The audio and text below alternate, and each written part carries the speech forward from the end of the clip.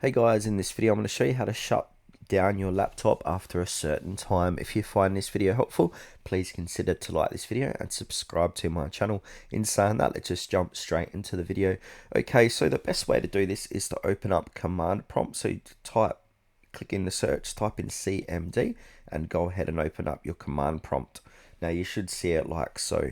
Then from here, we want to go ahead and type in this. So this is shutdown space ST 3600. So 3600 is 1 hour. Now, if we want to change that to 10 minutes, type in 600.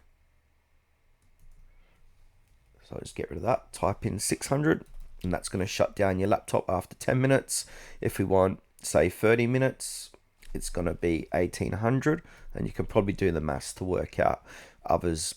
And 2 hours is 7200, and then basically press enter, and that's going to save it and shut down your computer after that set time.